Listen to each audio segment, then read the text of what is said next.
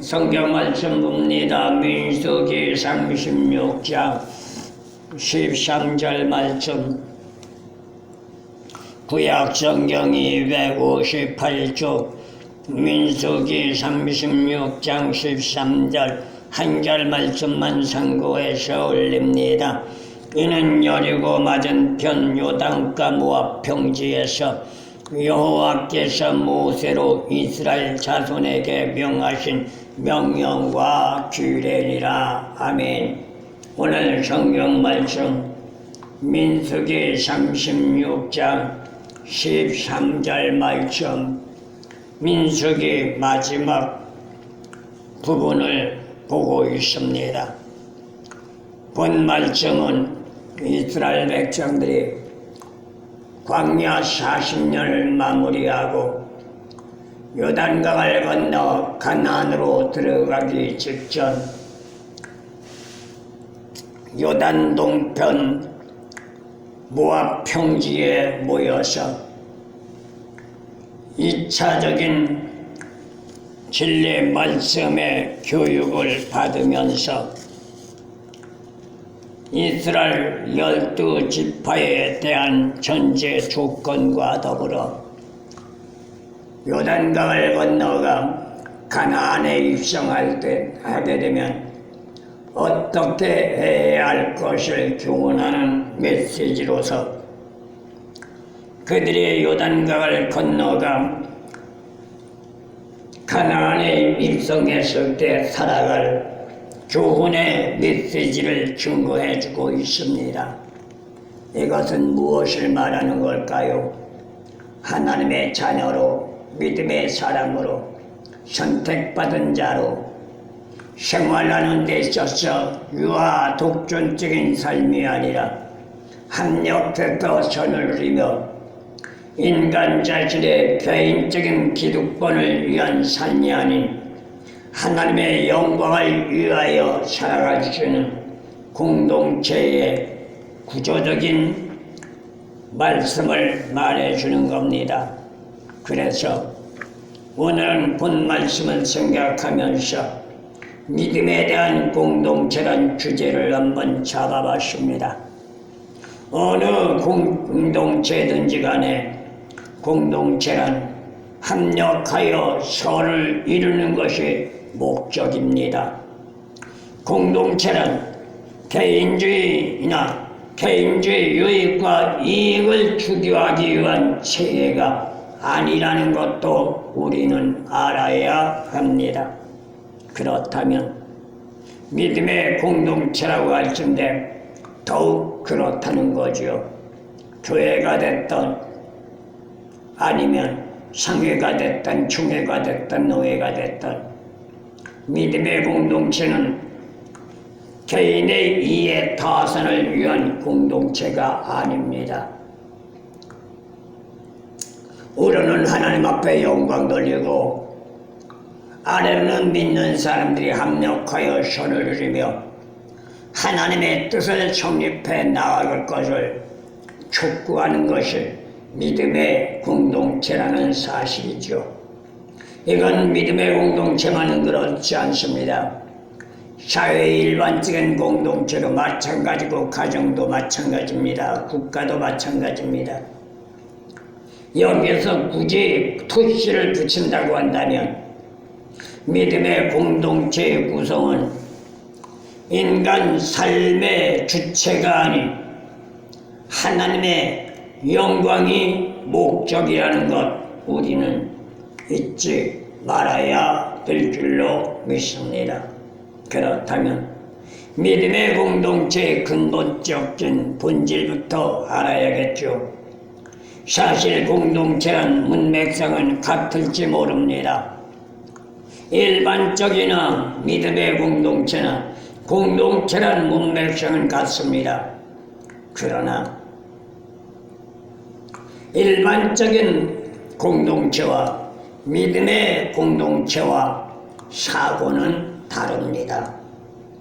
일반적인 사고는 인간 삶의 유익과 이익을 추구하기 위한 체제의 공동체지만 믿음의 공동체는 이와는 반대로 진리라는 말씀을 토대로 해서 하나님의 뜻을 성립시켜 나가며 신앙이란 매개체의 목적을 달성하는데 그 목적이 바로 하나님의 영광이란 말입니다.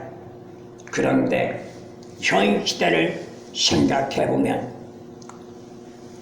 일반적인 공동체가 됐던 믿음의 공동체가 됐던 하나같이 육신적인 영유욕을 앞장세워 가면서 인간 삶에 대한 탐욕이 기승을 부리고 있는 시대가 되어 버렸단 말입니다. 그러니 오늘날 현 시대를 마지막 종말 시대라고 하는데 왜 마지막 종말 시대라고 하느냐? 세상적인 일반적인 공동체가 아닌 믿음의 공동체마도 또 금방 말씀드린 것처럼 육신적인 영욕을 앞장세워가며 인간 자신의 탐욕에 입각한 욕망이 불타 있다 보니 부패와 타락과 부정과 부패가 난무하는 시대가 됐기 때문입니다. 이러한 매개체는 믿음의 공동체라고 말할 수 없습니다. 믿음의 공동체라고 말한다면 외적인 모양새에 치중하고 있다거나 육신적인 영리욕에 매료되어 있다면 하나님과는 관계가 없습니다. 그러다 보니 믿음의 공동체라고 말하며 입으로는 하나님의 영광이라고 말하지만 날이면 날마다 지지고 볶고 분쟁과 분열과 파벌로 난무한 것이 오늘날 현 시대가 돼버리고 말았단 말입니다. 이러한 공동체는 성령의 역사심의 공동체가 아니라 미안하고 섭섭한 말일지는 모르지만 사단 마귀의 소굴이라고 해야 마땅할 것입니다. 그런데도 이러한 매개체에 존속한 자들을 보면 하나같이 분별력이 없다는 것이죠. 깨어있기보다는 좋아 라고 하면서 현실감에 사로잡혀 정신을 차리지 못하고 있는 것이 오늘날 현 시대적인 실정이라고 해도 과언은 아닐 겁니다. 그렇다면 어떻게 될까요? 사대교회와 같이 살아있는 것 같으나 실상은 죽은 상태라는 것을 계시록 3장 1절에서 말하는 것처럼 이러한 실태가 되면 타락하다 못해 부패하여 썩을 대로 썩어감에도 불구하고 이러한 전제 조건에 매료된 자들은 그냥 좋아 라고 외치며 자화자찬하고 있다는 겁니다. 그렇다면 출애굽을 했던 이스라엘 백성들 이 세들은 오늘 본 말씀을 생각해 볼 때 요단강 동편들에 모여 율법의 재교육을 받았던 것을 말하는데 오늘날도 진리라는 말씀은 복음의 재교육이 필요한 시대라고 말할 수 있습니다.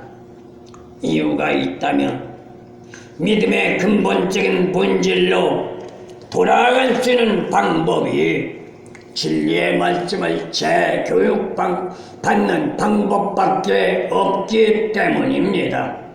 그렇다면 공동체에 대한 필요 요건이 과연 무엇일까요? 이것은 오늘 본 말씀에서 그 이유를 찾아야 할 겁니다. 출애굽을 한 이스라엘 백성들은 광야 40년을 마무리하는 시점 속에서 요단 동편 들판에 출애굽한 이세들이 모였습니다. 이유는 뭘까요? 금방 말씀드렸던 것처럼 율법에 대한 재교육을 받기 위함인 것이죠. 오늘날 믿는 자들의 신앙적인 삶도 여기에 근거해야 하는데, 거룩한 성일인 주일날 교회의 이는 목적이 바로 여기 있다는 걸 알아야 할 것입니다. 그냥 할 일이 없어서 교회에 나온 것이 아니고 심심해서 심심풀이 땅콩으로 나온 것이 아니고 시간 여유가 많아서 올라오는 것이 아니라 바쁘고 힘든 시대 속에 거룩한 성령을 특별히 선별하여 하나님의 집이란 교회에 올라와 말씀을 듣는 이유가 바로 오늘 본 말씀 배경과 같이 율법 재교육을 받고 가나안을 들어가 하나님의 뜻 안에서 말씀 안에서 영광된 삶을 살아가는 하나님의 백성이 되기 위한 것입니다. 이게 오늘날도 예의가 아니고 교회에 올라오는 목적도 여기에 근거해야 한다는 겁니다. 여기에는 공동체는 존속에 대한 필요 요건이 대두되고 있는데 그게 뭘까요? 오늘 본 말씀 배경에 출애굽한 이세들이 요단 동편에 모여 율법을 재교육받는 것은 광야 삶을 청산하기 위함입니다. 다시 말하면 과거의 삶을 청산하라는 거예요. 교회에 올라와서 하나님 앞에 기도할 때 무엇부터 해야 돼요? 지나간 한 주간 잘못들을 하나님 앞에 회개하고 벗어버리는 작업부터 해야 합니다. 그리고 그날 말씀에 의탁한 신앙의 삶으로 자기를 재정비하고 그 말씀에 입각하여 세상과 살아나갈 때 승리하며 내일의 영광된 복된 길을 걸어가겠다는 각오와 결단을 가지고 예배에 임해야 하는 겁니다. 그래서 과거의 삶을 청산하고 요단강을 도강하기 위하여 어떻게 하면 창인한 요단강물을 건너갈 수 있을까? 인간의 생각, 인간의 사고, 인간의 방법 가지고는 감당할 수가 없지만 하나님이 함께 하실 때 능히 할 수 있다는 믿음의 신앙으로 나아갈 수 있도록 자기 자신들을 채찍질하며 하나님 앞에 무릎 꿇는 신앙이라는 겁니다. 이것은 오늘날도 마찬가지입니다. 하지만 웬일인지는 모르지만 이러한 삶의 처세와는 달리 현상적으로 눈앞에 전개되는 현실에 매료되어 사단 마귀가 펼쳐놓은 전략과 전술에 휘말려 정신을 차리지 못하는 것이 오늘날 믿는다고 하는 사람들이라고 말할 수 있습니다. 그렇다면 교회는 다니고 있고 교회에 대한 존재성에 대한 필요 요건을 모르는 무지한 자들이라고밖에 말할 수 없으니 그러다 보니 육신적인 포만감을 은혜로 착각하고 있는 시대가 되었단 말입니다. 그래서 오늘날 현 시대는 큰 교회가 되었던 적은 교회가 되었던 예배를 드리는 설교 시간에 은혜 받는다는 말이 어디를 근거해서 나오느냐? 자기 마음을 흡족해 해주고 자기 기분을 즐겁게 해주고 또한 배꼽을 잡고 웃으며 만남식으로 세상 방법식으로 설교를 하면 은혜를 받았다고 합니다. 정확하게 말하면 그거는 은혜가 아닙니다. 은혜라는 것은 하나님의 말씀을 통하여 자기의 심령밭을 시겨 파 잘잘못들을 드러내고 그 잘잘못들을 깨닫게 하고 뜨거운 눈물을 쏟아가며 회개하고 변화돼 들어가는 삶의 질이 바로 은혜라는 것 우리는 잊지 말아야 되는 줄로 믿습니다. 그렇다면 오늘날 현 시대의 대다수의 믿음의 사람들은 모양새는 믿음의 생활하는 것 같고 교회는 모양새를 볼 때 그럴듯하다고 말할지 모르지만 하나님의 영광을 위한 공동체가 아닌 사람의 기분풀이를 만들어주는 공동체니 목적이 다르고 방법이 다르고 하나님의 뜻이 아닌 인간의 뜻을 접목하고 있으니 교회라고 할 수가 없고 예배라고 할 수 없다는 것 우리는 잊지 마시기를 소원합니다. 그렇다면 마지막 말씀드려서 공동체는 무엇이 목적이 되어야 하느냐? 성화가 목적이 되어야 합니다. 믿음의 공동체의 목적은 성화란 말입니다. 이것은 대단히 중요합니다. 믿는 자가 진리 안의 말씀으로 변화되어 성화되지 못하면 구원은 고사하고 천국도 갈 수 없습니다. 그러면 골백년을 믿었다 할지라도 백해 무익할 뿐입니다. 사실 믿음의 사람이 변화되어야 하는 것은 사람의 뜻이 아니라 하나님의 뜻입니다. 출애굽한 이 세대를 볼 때 지난 민족의 역사는 가물가물할 것입니다. 그러나 하나님 은혜도 알뚱말뚱한 그들 오늘날 현 시대 우리나라도 마찬가지입니다. 과거 70년, 80년에 우리나라 역사적인 사건 저희 시대야 그때 사실을 뼈저리게 느꼈지만 요즘 세대는 지금 금방 말씀드린 출애굽한 이 세대들처럼 알지 못합니다. 그냥 들었을 뿐입니다. 그런데 문제가 뭔지 아세요? 직접적으로 몸소 체험한 것과 그냥 들은 것과는 하늘과 땅 차이입니다. 들은 말은 그랬을 때 그랬을 거야 이렇게 생각할 뿐이죠. 그러다 보니 인간적인 포만감을 추구하는 사고방식에 학문적인 메시지를 추구할 때 사람들은 좋아 그게 맞죠 고개를 끄덕거리며 도취에 들어간단 말입니다. 이게 바로 마귀의 역사입니다. 진리를 왜곡시켜가면서 육신적인 안일함과 편안함에 초점을 맞추면 좋은 것이 좋지 않느냐는 식으로 무지한 인생들을 현혹시키는 것이 바로 사단 마귀의 전략과 전술이라는 것이죠. 기독교 역사가 100년이 넘었습니다. 하지만 역사가 흐른 것만큼 믿음의 성장도 성장해야 하는데 웬일인지는 몰라도 우리나라 초대교회 성도들보다도 믿음의 척도는 엉망진창이 되었으니 옛 어른들 말씀만 따나 빛 좋은 개살구에 불과한 것이 오늘날 신앙인들이라는 겁니다.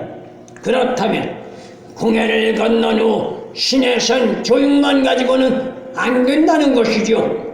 듣고 배우고 깨달은 것으로 포만감에 사로잡혔던 삶을 청산하지 않으면 앞으로 전진할 수 없다는 겁니다. 이건 오늘날도 마찬가지입니다.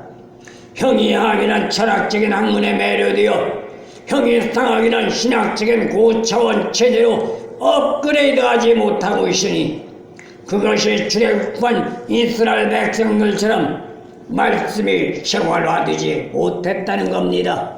그러면 어떻게 돼요? 고린도전서 8장 2절에서 사도리 말한 것처럼 안다고 하지만 모르는 것이라는 것이죠.